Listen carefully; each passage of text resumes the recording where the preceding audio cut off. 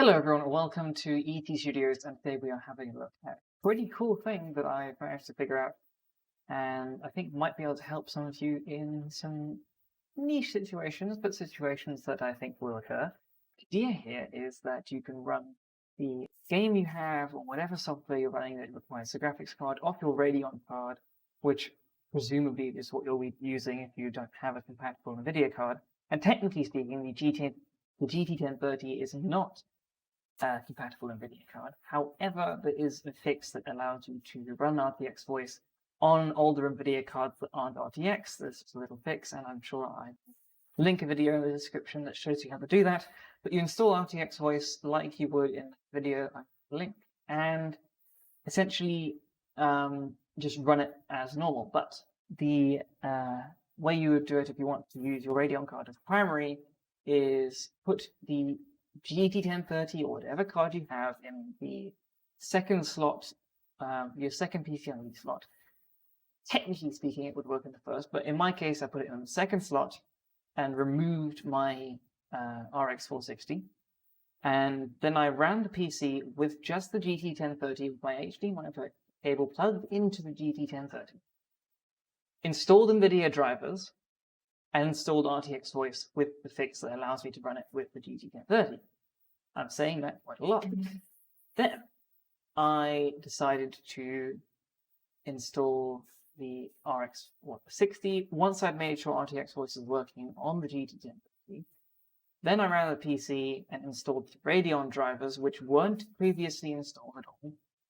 And make sure when you do put in your RX 460 or whatever AMD card you have to plug your HDMI cable into that so the computer knows to output to that.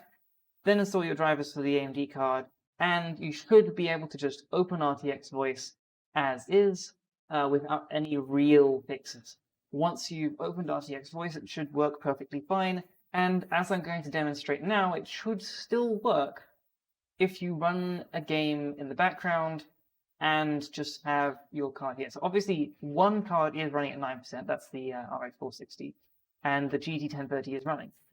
I have noticed that when I open RTX Voice, the VRAM over here does go up, and when I close RTX Voice, it does go down. So obviously, it is doing something, and presumably, if I open the superposition benchmark here and run that, it should run off the 460. So I'm not sure if you're going to be able to see this. You should still be able to hear me. But once I've started running the benchmark, I'll just exit, and then we'll see the usage on the card and what happens.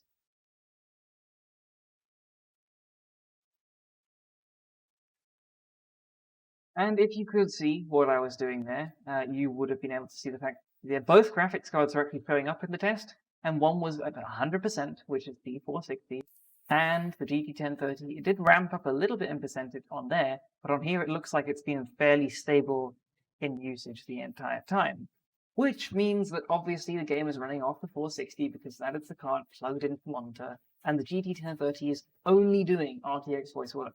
The reason I know that RTX Voice isn't being processed on the 460 is because of that constant 6%. Technically speaking, it could be, but because obviously the card is made by NVIDIA and the software is made by NVIDIA and technically works on this card, I'm just going to make the assumption that that 6% usage on the GT1030 is what RTX Voice is doing. And it's not a particularly demanding piece of software, but it's there and it is working. I'm really happy that I'm able to do this. This isn't a use case I would actually use very often, but if you, say, had a 5600 XT or 5700 XT AMD card, and you really, really wanted RTX Voice, say you have a really noisy background all the time and your microphone is just not up far, and you happen to have an old NVIDIA card lying around, or you have a little bit of extra money to spend and you don't want to spend it on a microphone because you like your microphone, you plug in your GT1030, GT710. I think the 710 is supported. I'm not 100% sure. Maybe someone can tell us in the comments. But you could run literally any NVIDIA card that's supported with the software, run this little fix that allows you to run it, and then have your card work in the background. running RTX Voice. So I think it's a really cool fix. If you guys did find this video helpful, please leave a like and a comment, and subscribe to the channel if you want to see some more tech videos. I do some gaming videos as well.